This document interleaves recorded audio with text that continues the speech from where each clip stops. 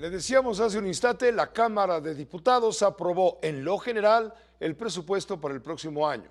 Ahora se discuten más de 1000 reservas. La lista es de 60 oradores. Permítame un contacto en este momento justamente al Palacio Legislativo de San Lázaro con mi compañero Gustavo Castillo. Gustavo, ¿cómo te va? Buenas noches, ¿en qué vamos? ¿Cómo estás, Pepe? Muy buenas noches. Apenas ha pasado un porcentaje muy bajo de estos oradores y oradoras que van a subir a tribuna a discutir este dictamen, este proyecto de presupuesto de egresos de la Federación para 2025 en lo particular. A las 7 de la noche, Morena y sus aliados pues aplicaron su mayoría para aceptar este presupuesto de egresos de la Federación en lo general, Pepe, y bueno, con argumentos, pero también con muchos ataques y con muchas diatribas entre ambos grupos oficialistas y bueno, también la oposición. Se llevó a cabo esta primera parte, por así decirlo, de esta discusión del proyecto de presupuestos de egresos de la Federación. Marilyn Pozos, que es la presidenta de la Comisión de Presupuestos, subió a tribuna a justificar este proyecto de presupuesto, Pepe, que proyecta un gasto neto total de 9.3 billones de pesos. Escuchemos a la presidenta de la Comisión de Presupuestos, por favor. El presupuesto 2025, que asciende a 9.3 billones de pesos, prioriza el crecimiento económico, la prosperidad compartida, la estabilidad económica y las finanzas públicas sanas. Gracias a ello, podemos garantizar recursos a programas sociales que ya son derechos constitucionales.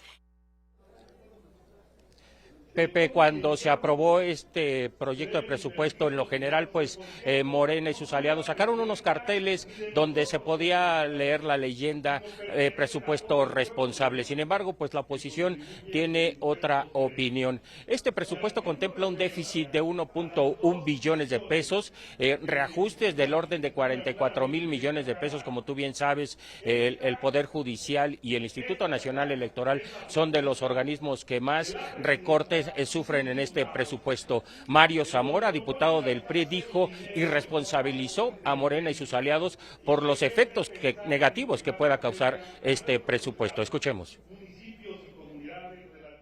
Que cada vez que abras la puerta de tu casa y sientas miedo o temor al salir o al caminar una calle, es responsabilidad de Morena. Que cada vez que lleves a tu hijo a una escuela y veas el salón cayéndose o veas que los baños no funcionan, es responsabilidad de Morena. Pepe, Noemí Berenice Luna, que es la coordinadora del PAN, subió acompañada de legisladores blanquiazules, acompañada de unos botes de basura donde estaban y asemejaban billetes, botes llenos de billetes, y dijo, bueno, que es parte de lo que es el presupuesto, mucho dinero tirado a la basura en obras que para ellos, bueno, no están funcionando, y que es dinero que debería de irse a otros rubros como educación y salud. Así lo dijo Noemí Berenice Luna. Están jugando al bombero pirotécnico, hacen el incendio y después quieren venir a esta tribuna a decir que lo apagaron. Un presupuesto alternativo con una bolsa de 412,000 millones de pesos que así atienda a la salud, que sí atienda la seguridad, que sí atienda la educación. Pepe, se estima que esta discusión en lo particular se lleve todavía unas 4 o 5 horas, así es que va a estar terminando por ahí de la madrugada, y que bueno, con eso se cumple la fecha perentoria para que se apruebe este proyecto de presupuesto 2025, que en este primer año del sexenio, bueno, podría llevarse hasta, de acuerdo a la ley, podría irse hasta el 30 de diciembre, pero bueno, los morenistas lo quieren sacar antes de este 15 de diciembre. Muchas gracias Gustavo Castillo por la información detallada. Seguimos pendientes, Pepe, muy buenas noches. Seguimos muy pendientes como siempre. El Centro de Análisis Independiente México Evalúa dio a conocer lo bueno, lo malo y lo feo de este paquete económico 2025 discutido en este momento en lo particular en la Cámara de Diputados. Con uno, Eduardo Ruiz informa.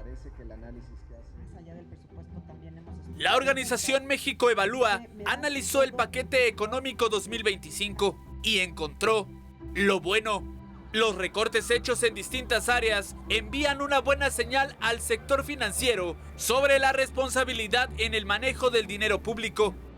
Está presentando un déficit de 3.9%, el déficit ampliado, y esto es una reducción de un poquito más del 2%. Controlar el endeudamiento, pues es una buena señal para el sector financiero.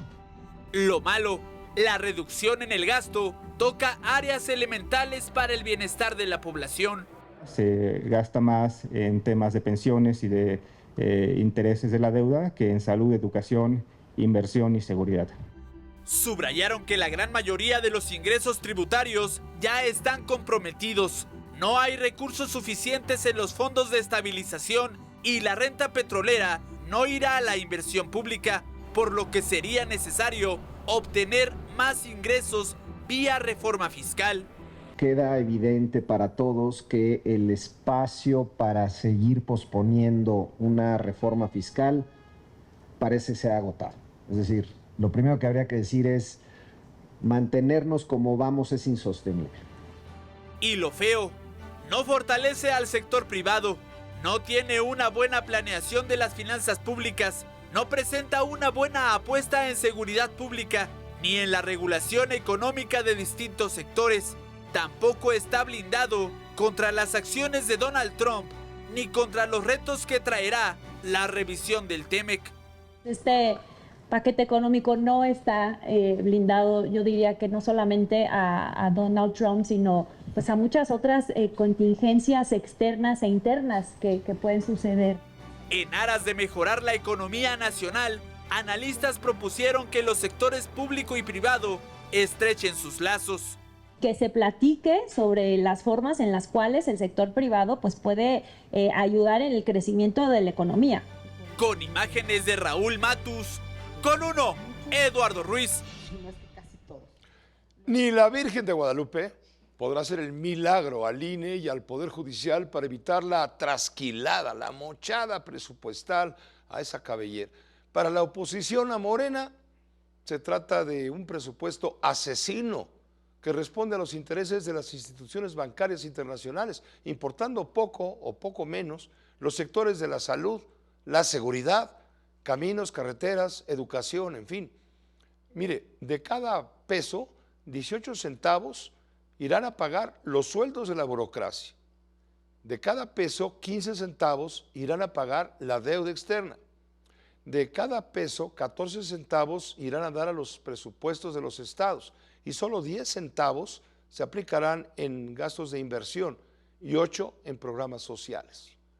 Son datos, no son opiniones. Con uno, Alejandra Cuyen, analista política. Alejandra, bienvenida, ¿cómo estás? ¿Qué te parece? Qué gusto verte, Venga. Pepe, por aquí.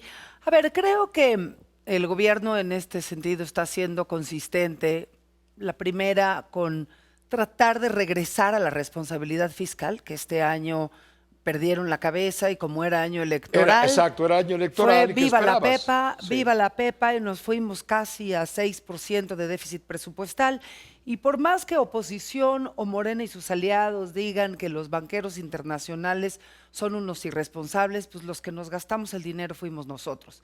Entonces, básicamente los irresponsables fuimos los mexicanos que permitimos que se desbalancearan los ingresos y los egresos del gobierno. Creo que ahí es muy importante que regresemos al orden y ni modo que el déficit se reduzca solo, o aumentas ingresos o reduces gastos, y como no quieren aumentar ingresos, pues lo único que podemos ver es la caída en gastos. El único camino para aumentar ingresos sería una reforma fiscal. Pues hay otras maneras, o sea, yo creo que hay reforma fiscal es una, por supuesto, crecimiento económico también te ayudaría, Pepe.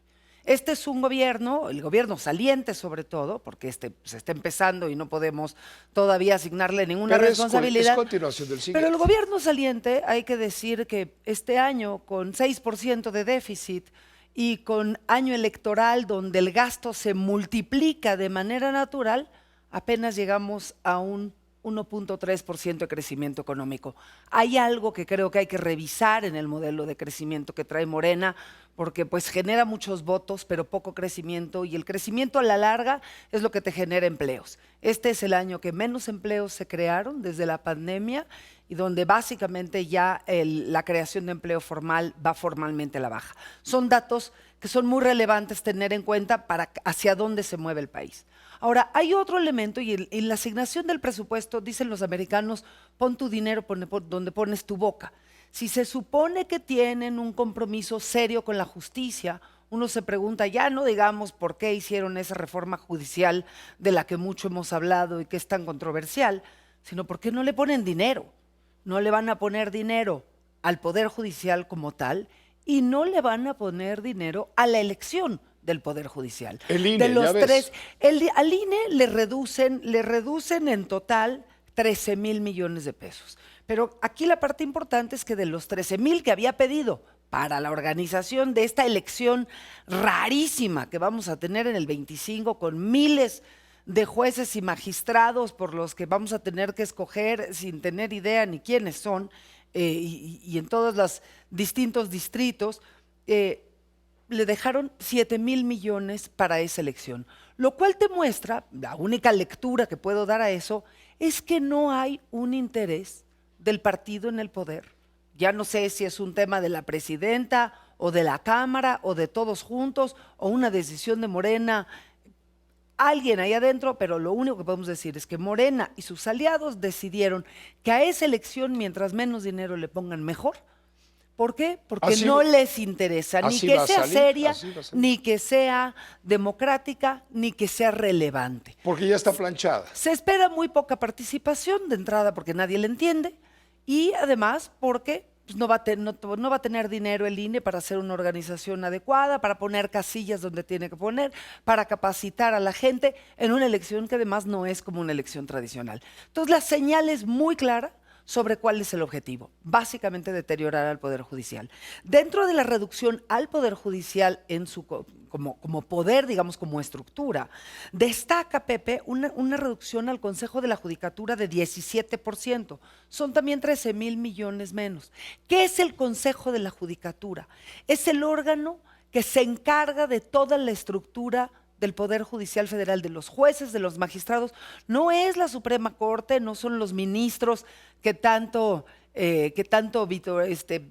insultan y agreden en el Poder Ejecutivo, sino son los jueces que le dan los amparos a la gente. Cuando hay un abuso de autoridad, cuando en el fuero común, en los estados, hay un juez local que hace un acto de injusticia, o una policía, o una fiscalía que abusa del ciudadano, el ciudadano apela al juez federal para que le den un amparo. Y a ese segmento es al que le están reduciendo 17% de sus recursos.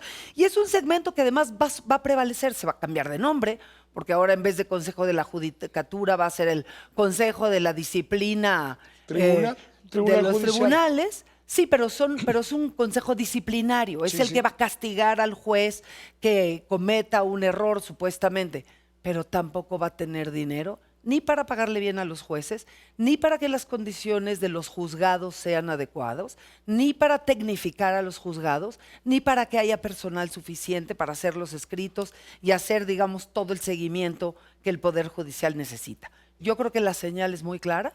De esos, digamos, 26,000 millones, casi 30,000 millones que le están quitando al INE y al Poder Judicial en su conjunto, pues se va a ir, esto sí está bien, 14,000 millones a las universidades, pues que lo van a distribuir entre la UNAM, el Colegio de México, el Politécnico y algunas universidades estatales, las que hayan levantado la mano a tiempo, algo de infraestructura que son 6,000 millones y otros 6,000 millones a Sedena, porque Sedena pues le habían recortado el presupuesto y los militares no se quedan contentos con eso, Pepe. Gracias Alejandra Cuyen. Así que veremos en qué clase de poder judicial, con qué clase de poder judicial acabamos a partir del año. Sí, porque es un hecho, Morena tendrá todo el poder, pero para mantener el poder hay que gastar.